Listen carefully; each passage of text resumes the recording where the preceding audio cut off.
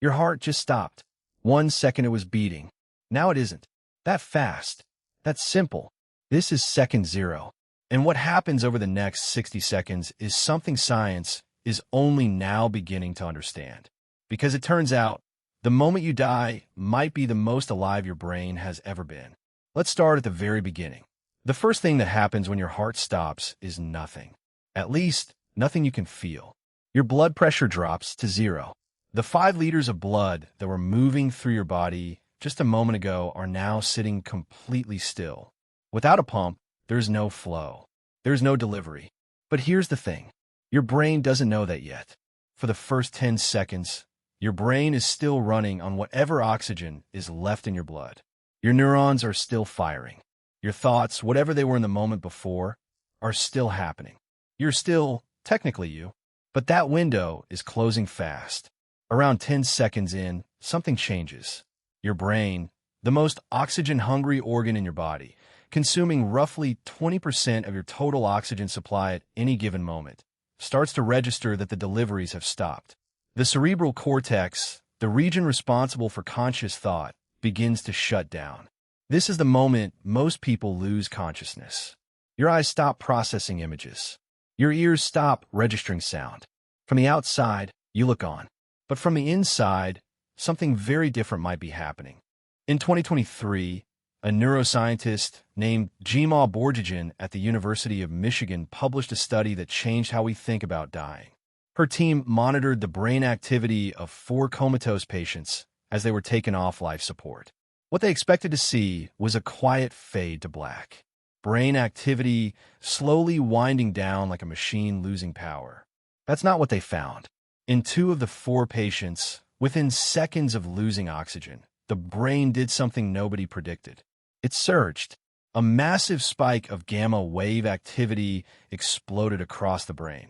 Gamma waves, the same type associated with consciousness, heightened awareness, memory retrieval, and dreaming. And it wasn't random noise. The activity was organized, structured, and concentrated in a region called the temporoparieto-occipital junction, a part of the brain that previous research has linked to out-of-body experiences and visual processing. Borjigin's response to her own findings was blunt. She called the surge, in her words, crazy high. This is where the science meets something much harder to explain. For decades, people who have been brought back from clinical death have described experiences that sound eerily similar to what this brain surge might produce. Bright lights, a sense of floating above their own body, a feeling of peace so complete it resists description. And then there's the life review. You've probably heard the phrase, your life flashes before your eyes. Most people assume that means the highlights. Your wedding, the birth of a child, your greatest moments. But the people who have actually experienced it say that's not how it works at all. It isn't the big moments. It's the small ones. Riding a bike as a child. Sitting at a desk on a random Tuesday.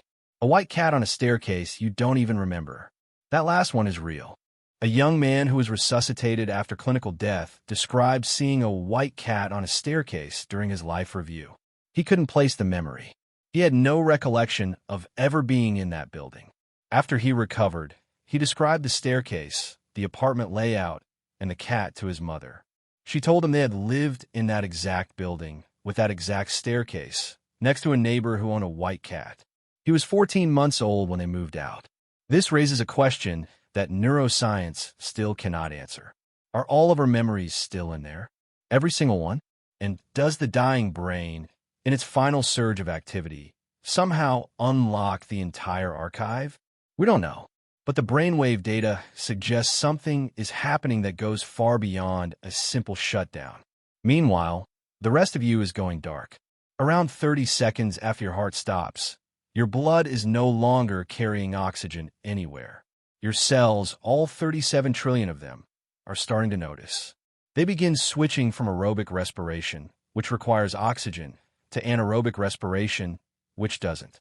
This backup system produces energy, but also produces lactic acid, and that acid starts building fast. Your muscles, no longer receiving instructions from a functioning brain, begin to relax completely. Your jaw drops open. Your eyelids stop holding themselves shut. If you were standing, you've already fallen. Your pupils dilate and become fixed. The muscles that normally adjust their size have gone slack.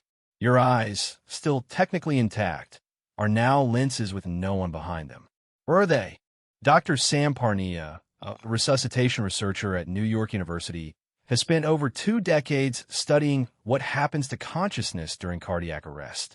His AWARE studies, the largest investigations of their kind, examined hundreds of cardiac arrest patients across 25 hospitals. The findings are hard to dismiss. In the AWARE 2 study, published in 2023, roughly 40% of cardiac arrest survivors reported some perception of consciousness during the period they were clinically dead. About 20% described what researchers now call a recalled experience of death. Structured thoughts, clear memories, a coherent sense of awareness. Around 3% reported full visual and auditory awareness. They could see, they could hear, while their hearts were not beating and those around them detected no visible signs of brain activity. One of the most consistent findings across survivor accounts is the presence of someone familiar, a deceased relative, a grandparent, a parent, someone who appears to have come specifically to meet them. Some survivors say this person communicated that it wasn't their time. Others describe being guided somewhere. Whether this is the brain generating a final, comforting hallucination or something science has not yet found a framework for is a question that remains genuinely open. But what the data consistently tells us is this. The experience of dying, for many people, is not painful. It is not dark. It is not empty. It is, by most accounts, peaceful.